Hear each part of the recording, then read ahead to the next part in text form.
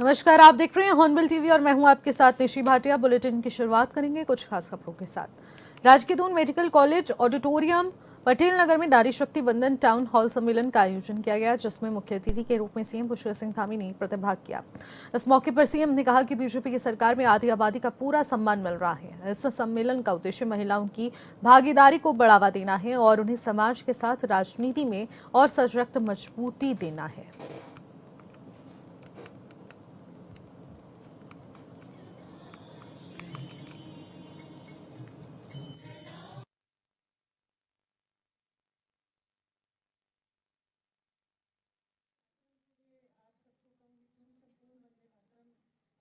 महिला की भागीदारी को बढ़ावा देना सम्मेलन का उद्देश्य। सीएम पुष्कर सिंह धामी ने किया आह्वान कि आधी आबादी को आगे बढ़ाना है, चाहे वो समाज हो या फिर राजनीति। सशक्त भूमिका महिलाओं की बेहद जरूरी है।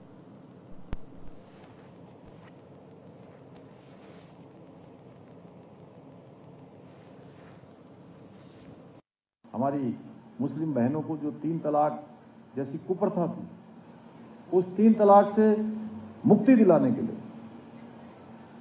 3 तलाक का कानून लेकर आए।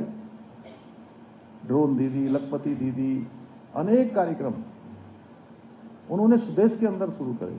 शौचालय देश भर के अंदर बनाए गए, गैस के कनेक्शन पूरे देश में दिए गए। ये कोई सामान्य बातें नहीं है। महिलाओं को हर जगह प्रतिनिधित्व मिले, उसने उन्होंने लगातार कार्य किया।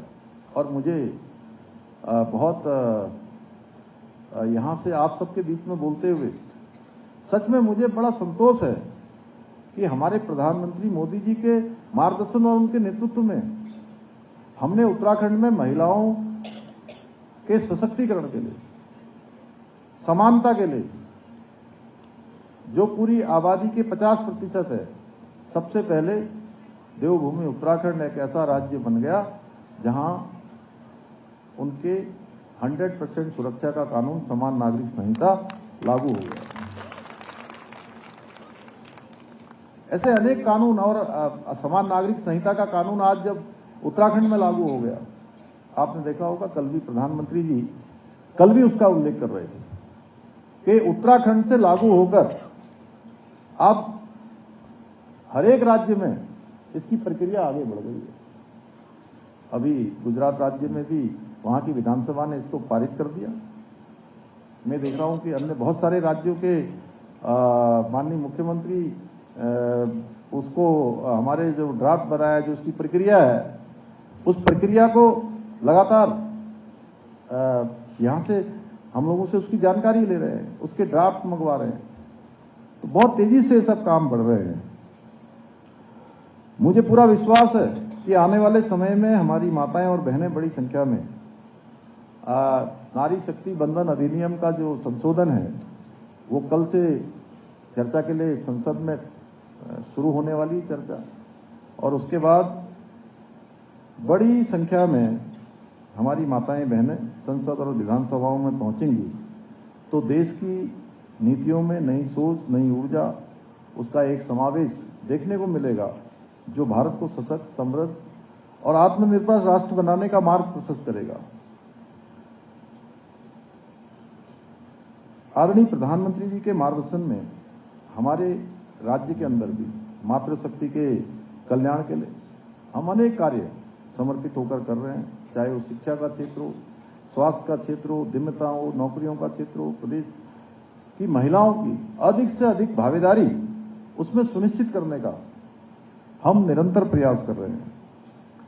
इसी क्रम में हमारी सरकार द्वारा उत्तराखंड राज्य ग्रामीण आजीविका मिशन के माध्यम से प्रदेश की ग्रामीण महिलाओं को आत्मनिर्भर बनाने का कार्य किया जा रहा है। इसके साथ ही सशक्त बहना उत्सव योजना, मुख्यमंत्री महिला स्वयं सहायता समूह सशक्तिकरण योजना के माध्यम से हमने राज्य की मातृशक्ति को नए अवसर और शक्ति प्रदान करने का काम भी किया है। हमारी सरकार मुख्यमंत्री उद्यमशाला योजना, पहले ये इंक्यूबेटर्स इसका नाम होता था, जिसका एक हवालबाग में और अल्मोड़ा के हवालबाग में और यहाँ पौड़ी जनपद के कोटद्वार में 2 उद्यमशालाएं हमारी चलती थी। हमने ये प्रयास किया है कि अब ये उद्यमशालाएं हमारे हर एक जनपद में चलें, जो हमारी महिलाओं को हर दृष्टि से उनको कौशल भी बताएं, उनको जानकारी भी दें, किस प्रकार से वो अपना काम शुरू कर सकती हैं, किस प्रकार से आजीविका से जुड़ सकती हैं, कैसे ऋण लेकर अपने काम को और विस्तार दे सकती हैं, कैसे अपना प्रोडक्ट बना सकती हैं। हर दृष्टि से इस दिशा में हमने काम किया है।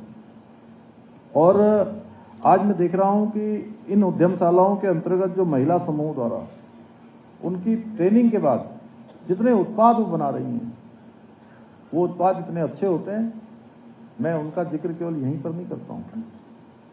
मैं किसी भी फोरम पर बोलता हूं, चाहे मैं विधानसभा में बोलूं, चाहे मैं देश के किसी बड़े मंच पर बोलूं, मैं कहता हूं कि एक बात मैं बहुत दावे से कह सकता हूं कि हमारी जो बहनें हैं, स्वयं सहायता समूह की बहनें, अन्य उत्पाद बनाने वाली बहनें, वो इतने शानदार उत्पाद बनाती हैं कि उनके बनाए हुए उत्पाद इतनी अच्छी उसकी क्वालिटी होती है, इतनी अच्छी पैकेजिंग होती है, कम संसाधनों में कम कीमत पर, कि बहुत बार वो बड़ी मल्टी। देहरादून में 87वां इंटरस्टेट जूनियर एवं youth national table tennis championship का भव्य आयोजन किया जा रहा है, जिसमें देश भर से आए खिलाड़ी प्रतिभाग कर रहे हैं। मुख्यमंत्री पुष्कर सिंह धामी ने प्रतिभागियों को शुभकामनाएं देते हुए उनके उज्जवल भविष्य की कामना की और खेल भावना के साथ प्रदर्शन कर हर संदेश देने की कोशिश की। मुख्यमंत्री ने कहा कि उत्तराखंड खेलों की मेजबानी के लिए तेजी से खुद को विकसित कर रहा है और यहाँ राष्ट्रीय ही नहीं बल्कि अंतर्राष्ट्रीय स्तर की प्रतियोगिताओं भी आयोजित हो रही हैं। उन्होंने बताया कि राज्य ने हाल ही में राष्ट्रीय खेलों में 100 से ज्यादा पदक जीतकर बड़ी उपलब्धि हासिल की है, जो कि खिलाड़ियों के मनोबल को बढ़ाने का काम करेगा। उन्होंने भरोसा जताया कि इस तरह के आयोजन से प्रदेश में खिलाड़ियों को आगे बढ़ने का अवसर मिलेगा और उत्तराखंड खेलों के क्षेत्र में नई पहचान बनेगा। केवल अपने अपने राज्यों के नहीं, आज जरूर आप अपने अपने राज्यों के प्रतिनिधित्व के नाते यहाँ पर हैं। हर एक अपने राज्य का, अपने स्टेट का रिप्रेजेंटेटिव है, लेकिन आने वाले समय में आप सभी हमारे उज्जवल भविष्य के, पूरे देश के भी आप प्रतिनिधित्व करने वाले हैं। आपकी मेहनत, आपका अनुशासन, आपका संकल्प भी आने वाले समय में हमारे देश को नई ऊंचाइयों पर पहुंचाने की शक्ति बनेगा। इसलिए आप सभी इस प्रतियोगिता में पूरे आत्मविश्वास के साथ, पूरे कॉन्फिडेंस के साथ, पूरे उत्साह के साथ और खेल भावना के साथ प्रतिभाग करें। अपने श्रेष्ठ प्रदर्शन से एक मौका है आपके सामने, एक अवसर है कि अपनी नई पहचान स्थापित करें। देश भर के युवाओं के लिए आप प्रेरणा के स्रोत करें और भारत को विश्व की प्रमुख खेल शक्ति के बनाने के आदरणीय प्रधानमंत्री जी के विकल्प रहित संकल्प को पूरा करने में अपना अमूल्य योगदान दें।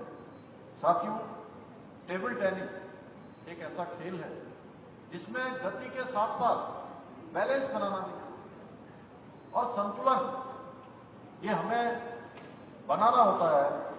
टेक्नोलॉजी के साथ, पूरे पेशेंस के साथ और अच्छी स्किल के साथ और मजबूत जो मानसिक दृढ़ता है उसकी भी आवश्यकता होती है।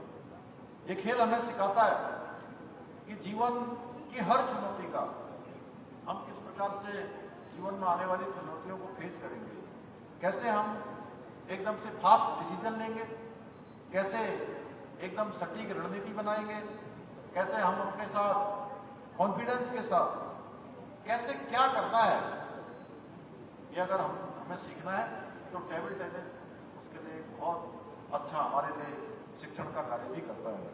मुझे विश्वास है कि आप सभी खिलाड़ी इस प्रतियोगिता के माध्यम से न केवल अपने खेल को और अधिक निखारेंगे, बल्कि सकारात्मक दृष्टिकोण और आत्मविश्वास के साथ जीवन में आगे बढ़ेंगे। साथियों, आज आदरणीय प्रधानमंत्री श्री नरेंद्र मोदी जी के दूरदर्शी और प्रेरक नेतृत्व में नया भारत अन्य क्षेत्रों की भांति खेल जगत में भी नई ऊंचाइयों को छू रहा है। एक अपनी अलग वैश्विक पहचान बना रहा है। आज दुनिया का कोई फील्ड ऐसा नहीं है जहां भारत के खिलाड़ी भारत के मान सम्मान को न बढ़ाते, भारत के तिरंगे को और ज्यादा बुलंदियों पर न पहुंचाते हों। खेलो इंडिया, फिट इंडिया मूवमेंट जैसे कदमों से देश में एक विशिष्ट खेल संस्कृति विकसित हो रही है। एक नया कल्चर देश के अंदर डेवलप हुआ है। इसके कारण आज भारत खेलों में केवल भागीदार नहीं है, बल्कि पोडियम फिनिशर देश के रूप में भी कई खेलों में आज जाना जाता है। साथियों, आज हमारा देश ओलंपिक, पैरा ओलंपिक, एशियाई खेल, कॉमनवेल्थ गेम्स और जैसे अंतर्राष्ट्रीय मंचों पर लगातार ऐतिहासिक प्रदर्शन कर रहा है। इन खेलों में हमारे खिलाड़ियों ने रिकॉर्ड संख्या में पदक जीतकर न केवल देश का गौरव बनाया है, बल्कि अनेक खेलों में सशक्त वैश्विक पहचान भी प्राप्त की है। पर साथियों, मैं एक बात अवश्य आपसे कहना चाहता हूं, जो आज हम खेलों के क्षेत्र में ये परिवर्तन देख रहे हैं, ये परिवर्तन एक दिन में नहीं आया है, रातों रात नहीं आया है। इसके पीछे आदरणीय प्रधानमंत्री श्री नरेंद्र मोदी जी का देशवासियों पर जो अटूट विश्वास है, उसके कारण ही ये संभव हो सका है। उन्होंने खिलाड़ियों को आवश्यक संसाधन ही नहीं प्रदान किए, बल्कि उन्हें सम्मान भी दिया है। आप सब देखते होंगे, जब कोई बड़ी प्रतियोगिता में हमारे देश के खिलाड़ी किसी प्रतियोगिता में भाग लेने जाते हैं, तो प्रधानमंत्री जी उनको बुलाते हैं और बुलाकर उनसे बातचीत करते हैं, उनके मनोबल को बढ़ाते हैं, जिससे वो पूरी शक्ति के साथ, पूरी ऊर्जा के साथ, पूरे उत्साह के साथ, पूरे कॉन्फिडेंस के साथ खेल के मैदान में जाएं और अपना बेहतरीन प्रदर्शन करें। इसके साथ साथ अगर किसी कारण मेहनत करने के बाद भी कई बार हार और जीत हमारे हाथ में नहीं होती, अगर हमारे खिलाड़ी कभी जीत से थोड़ा पीछे रह जाते हैं, तब भी हमारे प्रधानमंत्री जी उनका हौसला बढ़ाते हैं। लेकिन आपका जज्बा, अनुशासन और आत्मविश्वास ये आपको सच्चा विजेता बनाएगा। मुझे पूरा विश्वास है कि ये चैंपियनशिप सिर्फ चैंपियन ही नहीं बनाएगी, ये चैंपियनशिप सिर्फ चैंपियन ही नहीं बनाएगी, बल्कि भारत के खेल भविष्य को भी एक नई ऊर्जा प्रदान करेगी। इसी विश्वास के साथ मैं आप सभी खिलाड़ियों को उज्जवल भविष्य की कामना करता हूं और टेबल टेनिस संघ को राज्य सरकार की तरफ से, मेरे से व्यक्तिगत रूप से कहीं भी कोई आवश्यकता होगी तो हम सब मिलकर आपके साथ खड़े हैं। आपके कदम कदम पर हमारा साथ है और हर तरीके से और यहाँ पर टेबल टेनिस हमारा अच्छा हो, उसमें हम सब लोग आपको शुभकामनाएं भी देते हैं। सभी खिलाड़ियों की मैं उज्जवल भविष्य की कामना करता हूँ। देहरादून में मीडिया के सवालों पर मुख्यमंत्री पुष्कर सिंह धामी ने कहा कि दिल्ली देहरादून एक्सप्रेसवे के उद्घाटन से दोनों शहरों की दूरी कम हो गई है, जिसके चलते लोग काफी खुशी का माहौल देखने को मिल रहा है। उन्होंने कहा कि प्रधानमंत्री मोदी ने एक बार फिर से राज्य के धार्मिक स्थलों की ब्रांडिंग की है। जाहिर है कि आने वाले दिनों में तीर्थयात्रियों की संख्या तेजी से बढ़ेगी। चारधाम यात्रा की तैयारियों में मुख्यमंत्री पुष्कर सिंह धामी ने कहा कि सारी व्यवस्थाएं तेजी से की जा रही है, तैयारियां लगभग पूरी हो गई हैं। उत्तराखंड चारधाम यात्रा के लिए पूरी तरह से तैयार है। तीर्थयात्रियों को बेहतर सुविधा देने और उनकी सुरक्षा सरकार की पहली प्राथमिकता है। एमके स्टालिन के बयान पर उन्होंने कहा कि जिस तरीके से उन्होंने ये बयान दिया है, मुख्यमंत्री ने उत्तराखंड के एक अहम खेल केंद्र के रूप में उभरने पर प्रकाश डाला। जो देहरादून दिल्ली इकोनॉमिक कॉरिडोर का जो शुभारंभ हुआ है, माननीय प्रधानमंत्री जी ने इसका लोकार्पण किया है, वो केवल देहरादून दिल्ली से ही नहीं जुड़ा है, बल्कि पूरे देश से जुड़ने का जो हमारा समय है वो बहुत कम हो गया है। और एक तरह से मैं कहूँ कि जैसे एनसीआर रीजन है, उसी में बहुत सारी जगह पर 2.5-3 घंटे लग जाते हैं एक जगह से दूसरी जगह पहुँचने में। यानी अगर कोई नोएडा या गाजियाबाद में है तो उसको गुड़गांव जाने तक 2-2.5-3 घंटे का समय लग जाता है। उतने ही समय में देहरादून से दिल्ली हम सब पहुँच जाएंगे। तो ये कहीं न कहीं आदरणीय प्रधानमंत्री नरेंद्र मोदी जी का, उनके नेतृत्व में चलने वाली सरकार का हमारे राज्य देवभूमि उत्तराखंड से जो विशेष लगाव है, विशेष यहाँ के विकास की जो चिंता है, उसका स्पष्ट एक बहुत बड़ा उदाहरण ये है। इसके साथ साथ प्रधानमंत्री जी ने कल के अपने संबोधन में हर एक उस स्थान का जिक्र किया, उस स्थान की ब्रांडिंग की पहले से जो करते आए हैं, चाहे वो बाबा केदार का धाम हो, चाहे वो माणा गांव हो, चाहे वो सीमांत क्षेत्र पार्वती कुंड आदि कैलाश हो, गुंजी हो, या नंदा राजात हो, देहरादून का समतला देवी हो, जाट काली मंदिर में उन्होंने स्वयं दर्शन किए हैं। अगले साल जो होने वाला भव्य कुंभ है, उसके बारे में उन्होंने चिंता की। शीतकालीन यात्रा का उन्होंने विशेष उल्लेख किया है और हम प्रधानमंत्री जी का धन्यवाद भी करते हैं कि शीतकालीन यात्रा में उनके आने के बाद जो संख्या हमारी नाम मात्र की होती थी और शीतकाल में पूरी तरह से यात्रा बंद हो जाती थी, उस शीतकाल की यात्रा प्रारंभ हुई और प्रारंभ ही नहीं हुई। इस वर्ष 1.5 लाख से भी ज़्यादा लोग अभी तक आ चुके हैं और मुझे लगता है कि ये संख्या 2 लाख के लगभग हमारी पहुंच जाएगी 19 तारीख तक। चारधाम को लेकर सर आपने कई बैठक ली, अब आप रुद्रप्रयाग में एक बड़ी बैठक ले रहे हैं। रुद्रप्रयाग से गुप्तकाशी तक आप सड़क मार्ग का निरीक्षण कर रहे हैं, कई क्रोनिकल जोन को भी आप देखेंगे।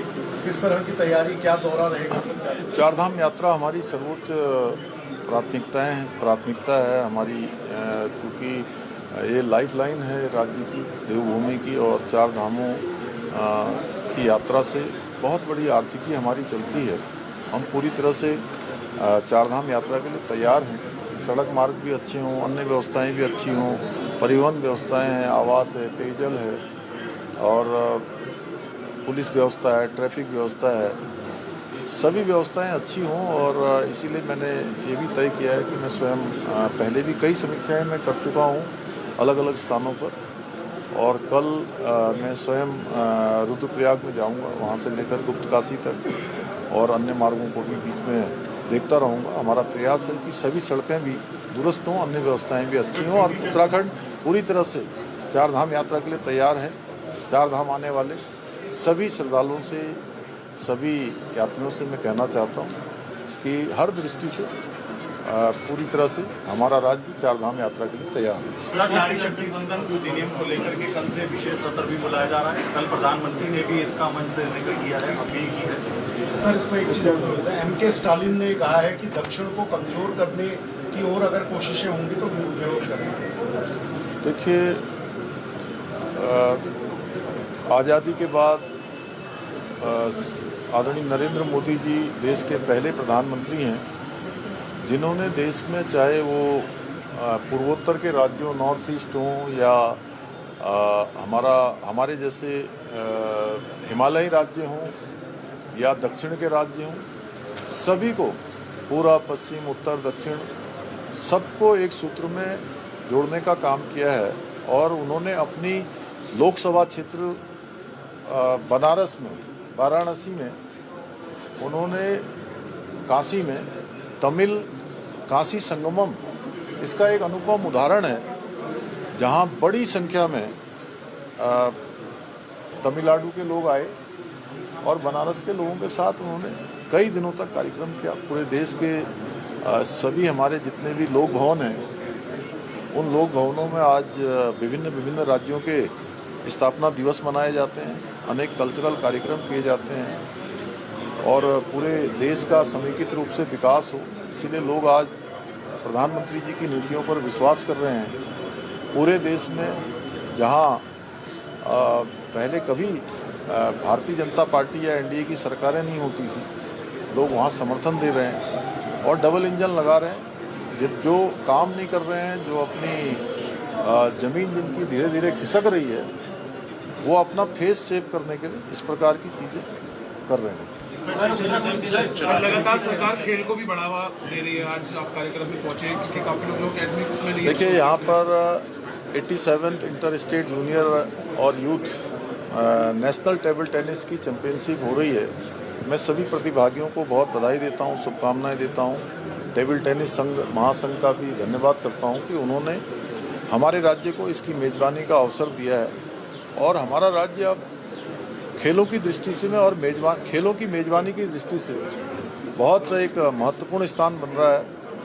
आप देख रहे होंगे कि जहां राष्ट्रीय खेलों का आयोजन हुआ था, शानदार आयोजन हुआ, उसका एक अनुभव पूरे देश के खिलाड़ी लेकर गए। इसके साथ साथ अब जो हमारी आइस रिंग बनी है उसमें राष्ट्रीय नहीं बल्कि अंतर्राष्ट्रीय स्तर की प्रतियोगिताएं हो रही हैं। टेहरी जो हमारी लेक है उसमें पूरे वर्ष भर राष्ट्रीय और अंतर्राष्ट्रीय स्तर की प्रतियोगिताएं हो रही हैं। राफ्टिंग के कई क्षेत्र हमारे डेवलप हो रहे हैं, चाहे वो शिवपुरी का क्षेत्र हो, चाहे वो टनकपुर बूम का क्षेत्र हो। शारदा और काली में बड़ी संख्या में आज जो है इस प्रकार की प्रतियोगिताएं आयोजित हो रही हैं हर दृष्टि से। और यहाँ का चाहे देहरादून का इंफ्रास्ट्रक्चर हो, हरिद्वार का हो, उधम सिंह नगर रुद्रपुर का हो, हल्द्वानी का हो या पर्वतीय क्षेत्रों में हमारे अलग अलग स्थानों पर सभी जगह पर अच्छा इंफ्रास्ट्रक्चर हम बना रहे हैं। और इस बार के जो राष्ट्रीय खेलों के आयोजन थे उसमें हमारे खिलाड़ियों ने 103 पदक जीतकर एक उपलब्धि राज्य के लिए प्राप्त की थी। हमारे खिलाड़ियों का मनोबल, नवोदित उदयमान आने वाले भविष्य के जो खिलाड़ी हैं उनको भी बहुत बड़ी प्रेरणा मिल रही है और देवभूमि अब खेल भूमि के रूप में भी आगे बढ़। तमिलनाडु के मुख्यमंत्री एम.के. स्टालिन के बयान पर प्रतिक्रिया देते हुए मुख्यमंत्री पुष्कर सिंह धामी ने कहा कि आजादी के बाद से देश को एक सूत्र में पिरोने का काम लगातार हुआ है। प्रधानमंत्री नरेंद्र मोदी के नेतृत्व में उत्तर, दक्षिण, पूर्व और पश्चिम सभी क्षेत्रों के बीच बेहतर समन्वय स्थापित हुआ है। उन्होंने कहा कि काशी जैसे स्थानों पर तमिल संस्कृति से जुड़े कार्यक्रमों का आयोजन कर संस्कृति एकता को मजबूत किया गया।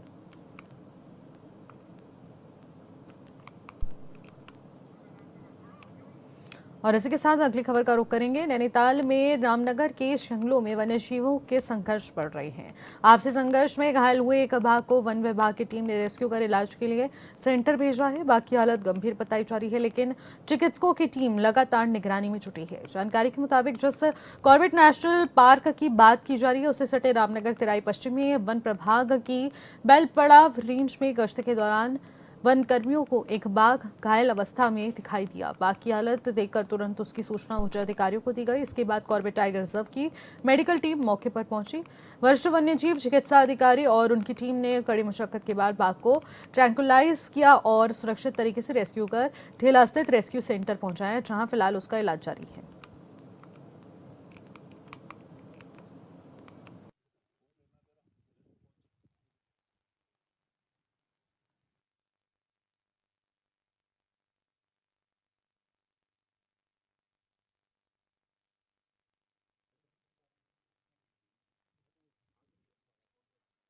एक जो ये है ना वहाँ गर्दन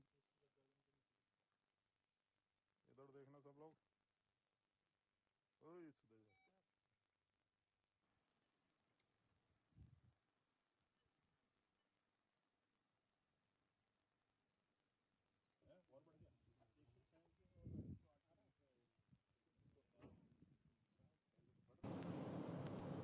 तमिलनाडु के मुख्यमंत्री एम.के. स्टालिन के बयान पर प्रतिक्रिया देते हुए मुख्यमंत्री पुष्कर सिंह धामी ने कहा कि आजादी के बाद से देश को एक सूत्र में पिरोने का काम लगातार जारी है। प्रधानमंत्री नरेंद्र मोदी के नेतृत्व में उत्तर, दक्षिण, पूर्व और पश्चिम सभी क्षेत्रों में एक बेहतर समन्वय स्थापित हुआ है। उन्होंने कहा कि काशी जैसे स्थानों पर तमिल संस्कृति से जुड़े कार्यक्रमों का आयोजन कर सांस्कृतिक एकता को मजबूत किया गया। आगे मुख्यमंत्री ने कहा कि सरकार का लक्ष्य पूरे देश का संतुलित और समेकित विकास करना है। आदरणीय नरेंद्र मोदी जी देश के पहले प्रधानमंत्री हैं जिन्होंने देश में, चाहे वो पूर्वोत्तर के राज्यों, नॉर्थ ईस्ट हो या हमारे जैसे हिमालयी राज्य हों या दक्षिण के राज्य हों, सभी को, पूरा पश्चिम, उत्तर, दक्षिण, सबको एक सूत्र में जोड़ने का काम किया है। और उन्होंने अपनी लोकसभा क्षेत्र बनारस में, वाराणसी में, उन्होंने काशी में तमिल काशी संगमम, इसका एक अनुपम उदाहरण है जहां बड़ी संख्या में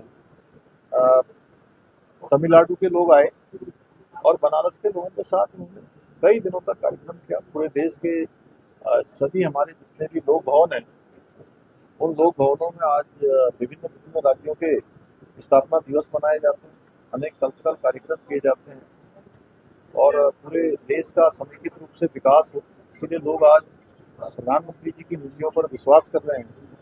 पूरे देश में जहां पहले कभी भारतीय जनता पार्टी या एनडीए की सरकारें नहीं होती थी, लोग वहां समर्थन दे रहे हैं और डबल इंजन लगा रहे हैं। जो काम नहीं कर रहे हैं, जो अपनी जमीन जिनकी धीरे धीरे खिसक रही है, वो अपना फेस सेव करने के इस प्रकार की चीजें कर रहे हैं। फिलहाल इन खबरों में इतना ही। आप देखते रहेगा हॉर्नबिल टीवी। नमस्कार।